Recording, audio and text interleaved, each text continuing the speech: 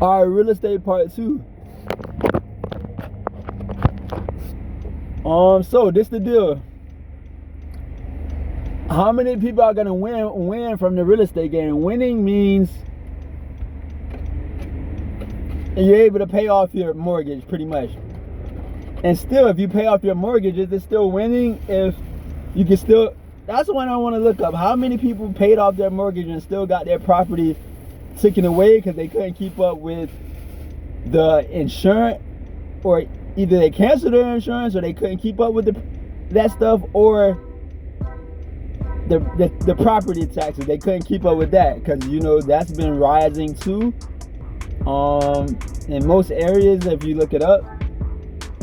But I did hear people in Cali do got some proposition that if you bought your Cali property probably like in the 90s, 80s, 70s, maybe early 2000s, or you know, before that, then maybe you got like a proposition where your taxes never go up. And I heard that Cali do have something like that. So people who bought properties in Cali a long time ago, they definitely got, you know,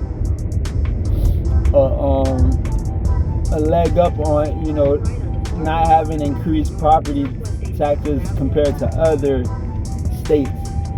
And I think you can look that up. They got some type of proposition for homeowners that where their taxes can't really go up like compared to how other states go up. But yeah, man, and yeah, I think, Florida. Yeah, Florida is the only state where you heard the governor or, you know, anybody mention that they could cancel property taxes. The thing is, if he cancels property taxes, you know how many people gonna be trying to move in? They go get thousands and thousands of people just because they know that this is the only state. And can't they change the rules back again? Can they implement again? But if they don't get property taxes, how are they going to pay for the schools, the popos?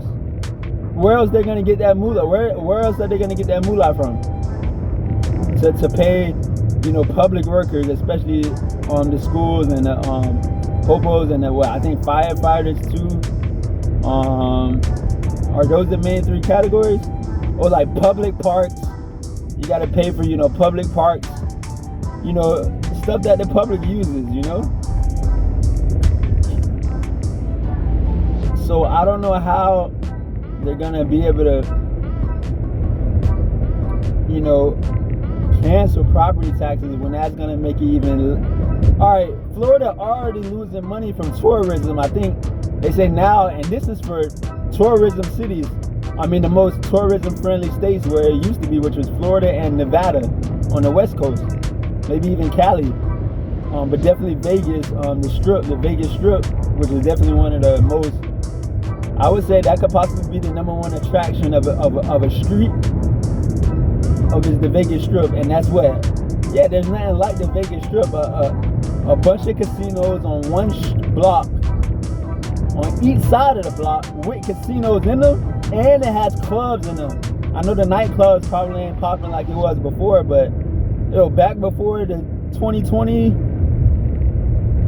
dog, the Vegas nightclubs, dog. Alright, it was the longest lines I ever seen at any club was at the Vegas Casino nightclub. I saw a line at one of the clubs that wrapped around like several times, like hundreds and hundreds of people in line just to get into the nightclub. And yeah, I've been to a few of the nightclubs back in before 2020, and yeah, definitely, I would say they had the best club party vibe setup. But now, if you look up Vegas, everyone's saying, oh, they price gouging like never before.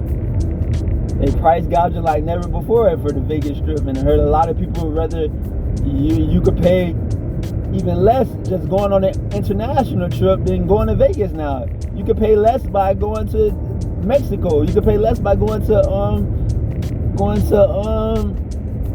our border countries, Canada, Mexico. You could pay less by going to Dominican Republic, the Caribbean countries to vacation. You could probably even pay less by going to South America, Colombia, and stay there for like a week vacation. You'll probably pay less going to South America or these other countries, right outside of the U.S. I don't know if you'll pay more going to Asia or Africa. That's pretty far. You know what I'm saying? I don't know about all that. Now maybe if you stay doing a month vacation, that's different. But just only a week, nah. Because the plane ticket just to get to, especially round trip, get to Africa, Asia is gonna be full. It's gonna be over 1,000, maybe even close to 1,500, maybe even close to 2,000. I've never seen a round trip going to Africa or Asia less than 1,000. Because if it is, that'd be interesting. If I could find that. That would be interesting. A round trip that's less than 1,000, man. Especially if it's closer to like 500, man. That'd be some crazy, especially all the way to Africa, Asia, or even Europe probably. But yeah, that's the deal, man. With even going overseas. All right, say you want to run overseas because you think the housing market, you'll never own a house here. I guess you got to research what countries you can own a house in, but I looked it up. I think everywhere they want you to pay. Yeah, you got to at least have $100,000 for any of these countries. Even like a Dominican Republic, probably just to get in a starter 2-bedroom type property. And I think you still got to pay taxes on it. I'm pretty sure, but it ain't. I don't think it's nowhere near how the U.S. is, where it keeps going up. You know what I'm saying? I don't think it's like that in these other countries where property taxes keep going up and for people. Now, why do I think property taxes keep going up?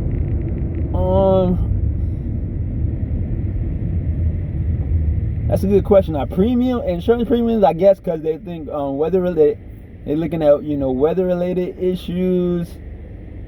The U.S. overall is the #1 country for winter storms, especially in states that are closer to Canada. And I say Canada is in that probably Canada and U.S. is definitely top 2 for most winter storms. And going overseas, first of all, the work visa. How are you gonna get a work visa? Are you gonna teach English? And then you can really only do that in Asia and China if you really want to even make some decent money. Other states you gonna be barely making 1,000 a month, or even barely making 1,500 a month. Now in Vietnam, maybe you could pull out 2,000 a month. I know a few people, possibly are pulling off, 2,000 a month. But how states are, I guess, fertility rates, like in Asia, a lot of the fertility rates are low in Asia. Maybe, but in Philippines, you can't even teach English because it's an English-speaking country. I think it's the only Asian English, majority English-speaking country. But other than that, I mean, where else? You got Thailand, but their fertility rates are low, so it's going to be less teaching opportunities with low fertility rates for having kids. Low is below 2.0 fertility rate. That means you got to be 2.0 or even 2.1 to be above the replacement rate. So if you're below 2, I think Thailand, I looked it up, it's in the 1 point something, maybe 1.8, maybe 1.7, maybe as low as 1.3. So that's the thing. And the U.S., the fertility rate, I don't think, 1.6, I don't think it's coming back. You know what I'm saying? They do say that once no country has ever reversed. I gotta look it up again, but no country has ever reversed below replacement fertility rate after it goes back after it goes below 2.0, I gotta look at it. I think some countries got close to trying to reverse it, but they just couldn't get the numbers back up for some reason. It just kept, and maybe I heard a few countries got it boosted for a little bit. Maybe they went below 2.0 just a little bit, maybe to 1.9, 1.8, 1.7, and then they kind of boosted back up to like maybe close to 2.0, but they never got back to 2.5 or nothing like that. You know what I'm saying? So, and they definitely went back down and stayed maybe in the ones. You know what I'm saying? But, yeah, and Korea, yeah, that should be a study done on Korea. How did their fertility rate, get become the lowest out of any country? It's I think South Korea. I wonder how come North Korea has a higher. You hear North Korea is one of those Russian type countries. I heard they can definitely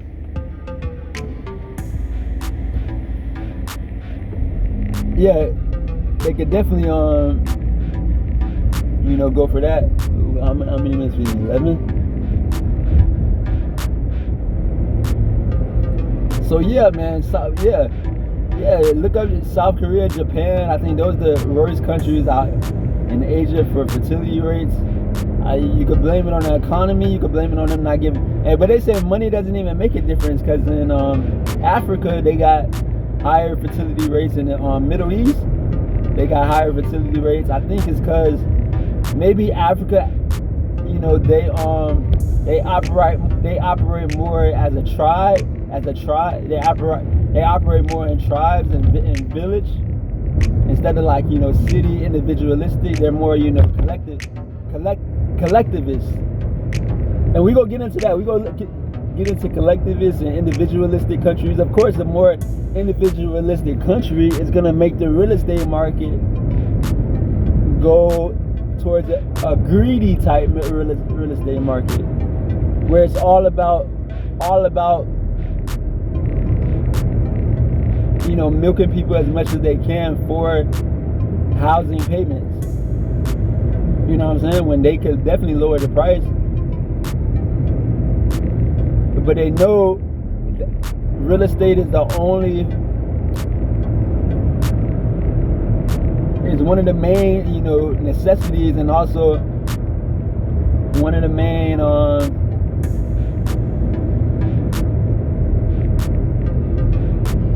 shelter, one of the main necessities, and one of the highest prices of everything. And I can see how a lot of greed is involved, because if you own a big apartment complex building, if you own a property and you just rent, you could just cash flow it out. And if more people rent, less people own, I guess maybe it could F up society. If you have that's gonna cause less families, and a society with less stronger nuclear families, that society is so we're gonna do a part 3 next. This is about 15 minutes, all right? Yeah.